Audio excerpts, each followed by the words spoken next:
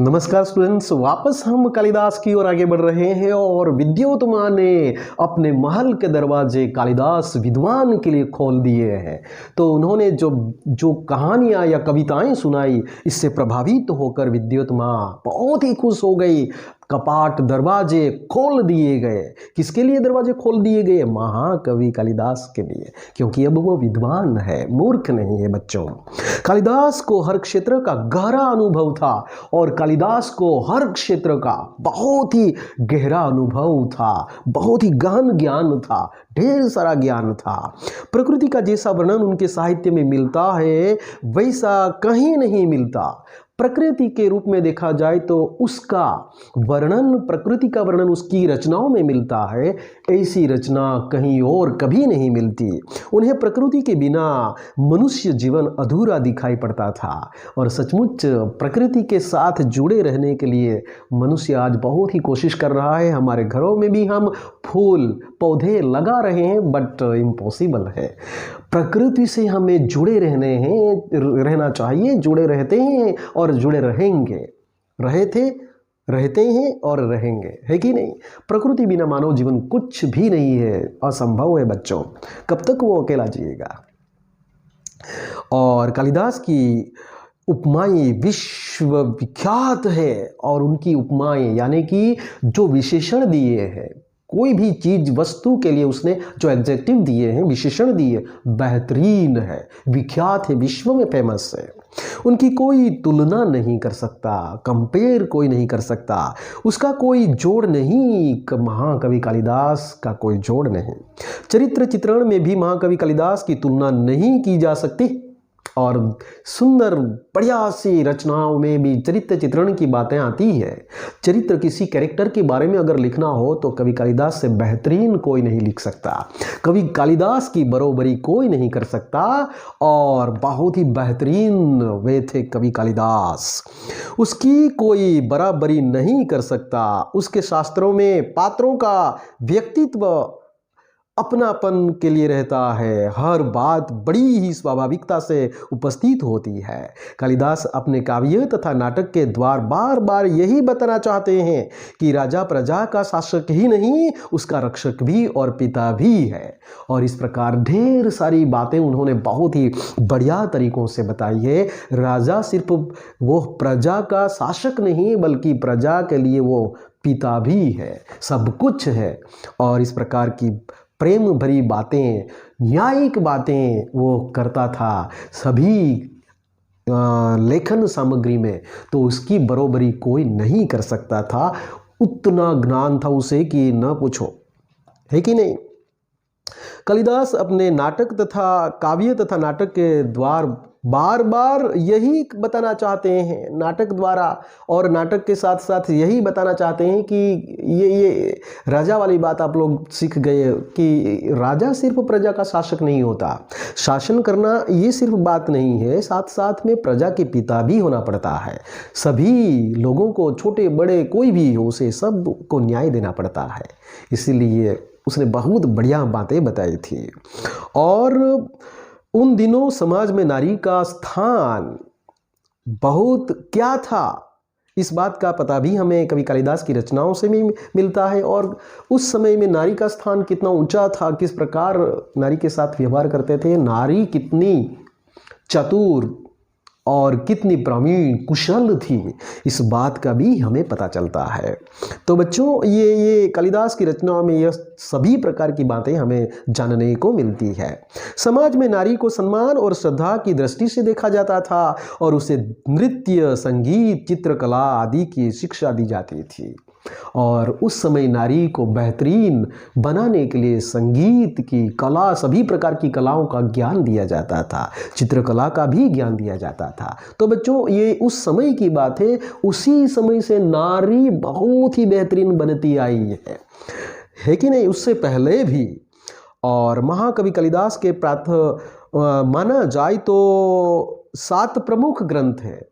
सचमुच माना जाए, कालिदास प्रातः से लेकर शाम तक और शुरुआत से लेकर अंत तक, नखून से लेकर सिर तक माना जाए तो उन्होंने बहुत बड़े 7 ग्रंथों की 7 ग्रंथों की रचना की है। और पहला ग्रंथ है उसमें ऋतु संहार। पहला ग्रंथ कौन सा है? ऋतु संहार। देखो बहुत ही बढ़िया, यह एक उत्तम काव्य है। ऋतु संहार बहुत उत्तम उच्च कोटि का काव्य है। इसमें कालिदास ने अपनी सूक्ष्म दृष्टि का परिचय दिया है, बहुत ही तीक्ष्ण छोटी छोटी बातों का परिचय उसने दिया है।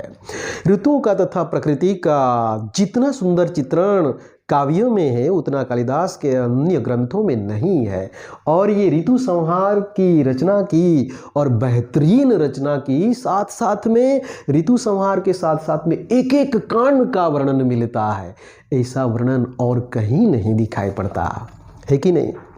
तो मालविका अग्निमित्रम कालिदास का दूसरा ग्रंथ और पहला नाटक है। मालविका अग्निमित्रम यानी कि मालविका और अग्निमित्रम की बात, प्रेम कहानी की बात है। ये दूसरे प्रकार का नाटक है कि नहीं। और उसमें 5 अंक और विदिशा के राजा अग्निमित्रम तथा विदर्भ की राजकुमारी मालविका की प्रेम कथा है। मैंने पहले ही बता दिया। तो ये बहुत ही बढ़िया प्रेम कहानी है बच्चों। तीसरा ग्रंथ है विक्रम उर्वश्यम। उसमें भी कालिदास का दूसरा नाटक है, उसमें 5 अंक है तथा महाराजा पुरुरवा और उर्वशी की प्रेम कथा का चित्रण किया गया है। महाराजा पुरुरवा और उर्वशी की प्रेम कहानी की बात बताई गई है। हीर रांझा, लैला मजनू, रोमियो जूलियट, श्री फरहाद और अथोलो डेस्डेमोना, ये प्रेम भरे कैरेक्टर्स जो है, उन कैरेक्टरों के बारे में भी बहुत बढ़िया लिखा उन्होंने। और ये विक्रम उर्वश्यम और ये सभी प्रकार के नाटक जो बनाए उन्होंने, बढ़िया प्रेम कहानी है उसमें।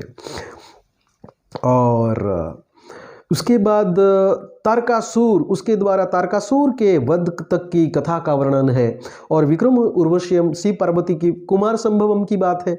इसके बाद प्रेम कथा का चित्रण और कुमार संभवम काव्य जो है, और इसमें श्री पार्वती के विवाह को लेकर कुमार कार्तिकेय के जन्म और उसके द्वारा तारकासुर का वध जब किया जाता है तब की बात है। और कुमार संभवम कैसे पॉसिबल हुआ, शिव और पार्वती की प्रेम कहानी कैसे बढ़ी, शिव और पार्वती के बीच का अंतर क्या था और किन लोगों ने कोशिश की, कितनी मुसीबतें सही, उसकी बात इसमें सम्मिलित है बच्चों। बहुत ही बढ़िया है।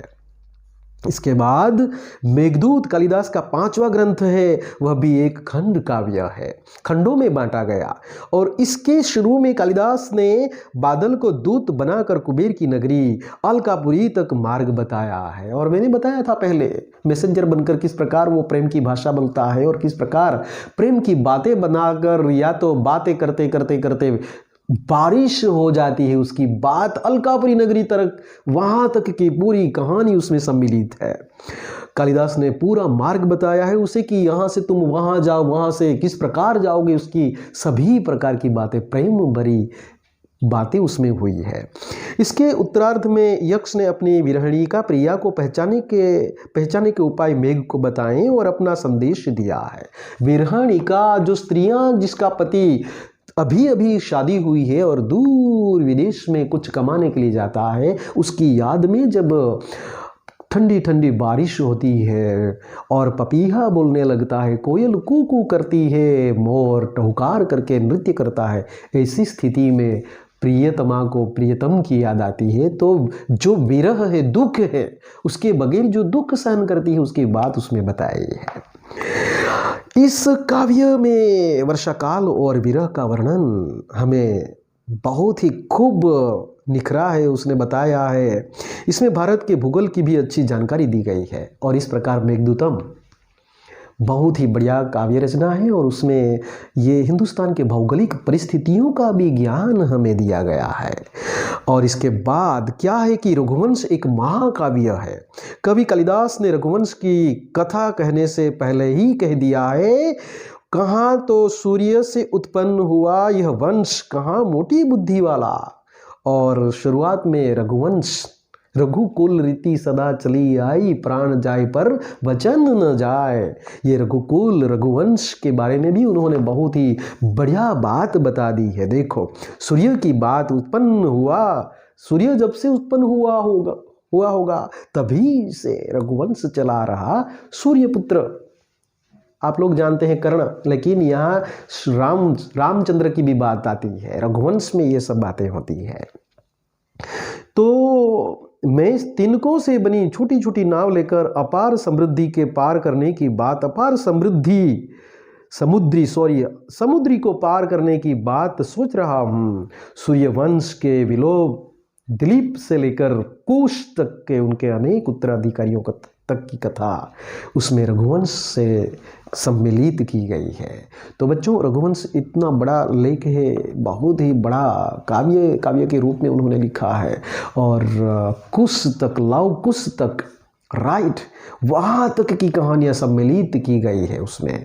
और किसने दिलीप से लेकर अब तक कुश तक किस प्रकार उन लोगों ने राज्य शासन चलाया, कुछ तक किस प्रकार राज्य शासन चलाया, उसकी बात बेहतरीन तरीकों से बताई गई बच्चों। तो ये सब रचनाओं का यहाँ उदाहरण देकर हमें कवि ये कौन नरपत बारहठा हमें बहुत ही बढ़िया तरीकों से समझा रहे हैं। तो ये अगर ये चैप्टर हम ना देखते तो ये ज्ञान कहाँ से मिलता बच्चों। और इस प्रकार महाकवि कालिदास का 7वां और सर्वोत्कृष्ट ग्रंथ है अभिज्ञान शाकुंतलम। 7th ग्रंथ, 7वां ग्रंथ अभिज्ञान शाकुंतलम, जो बेहतरीन है। यह उनका तीसरा नाटक है और इसमें 7 अंक है। तीसरा नाटक है और 7वां अंक 7 अंकों से बना है। ये महाकवि ने इस नाटक में राजा दुष्यंत और शकुंतला की कहानी कही है और प्रेम की बातें बताई है। महाराजा दुष्यंत और शकुंतला की प्रेम भरी बातें, प्रेम से प्रेम पूर्वक की बातें उसमें की गई है। फिर भरत का जन्म किस प्रकार हुआ और भरत से भारत देश का नाम किस प्रकार हुआ, वहाँ तक की सभी प्रकार की बातें उसमें सम्मिलित की गई है बच्चों। तो बच्चों, ये शकुंतला और दुष्यंत की प्रेम कहानी का वर्णन उसमें मिलता है। इस तरह महाकवि कालिदास आज भी हमारे संस्कृत साहित्य में अमर है और इसीलिए ही बहुत कम समय में कम लिखा है, कम किताबें लिखी, लेकिन आज भी हमारे संस्कृत साहित्य के महाकवि माने गए, पिता माने गए। और इस प्रकार ये उनकी रचनाओं में तत्कालीन साहित्य, तत्कालीन उसी समय का साहित्य किस प्रकार था, किस प्रकार बढ़ावा दिया गया होगा साहित्य को, विद्या का मान कितना था, कितना सम्मान किया जाता था, उसकी बात उसमें बताई गई है। और शासन और राजनीति कैसी थी, किस प्रकार चलाते थे, उसकी सभी प्रकार से पहचान दी गई है। समाज और जन विश्वास, समाज किस प्रकार था, लोगों का विश्वास, लोग किस प्रकार एक दूसरों के विश्वास जीत लेते थे, उसकी बात भी राजाओं के जरिए, राजाओं के नाम के जरिए वहाँ बताया गया प्रजा के साथ। और हिंदुस्तान का भूगोल यानी कि ज्योग्राफी, ललित कला, बहुत ही बेहतरीन हस्तकला, ललित कला, कला कारीगरी, हुनर कलाओं का विकास किस प्रकार हुआ, उसी काल में बेहतरीन बना था, वह बात भी यहाँ बताई गई है। बच्चों, स्थापत्य कला आदि सभी प्रकार की कलाओं की रचना उसी समय में हुई थी, सभी की झलक वहाँ मिलती है। और इस प्रकार ये एक महाकवि कालिदास यहाँ इस जीवनी को हम खत्म करते हैं। बच्चों, प्रश्न के उत्तर भेज दिए जाएंगे, मतलब PDF भेजा जाएगा और आप पढ़कर अच्छी तरह से प्रिपेयर करेंगे और अच्छी तरह से तैयारियों में रहेंगे तो ही आपको बेहतरीन ज्ञान मिलेगा। तो इसके साथ ये महाकवि कालिदास वाला पाठ यहाँ खत्म करते हैं। धन्यवाद।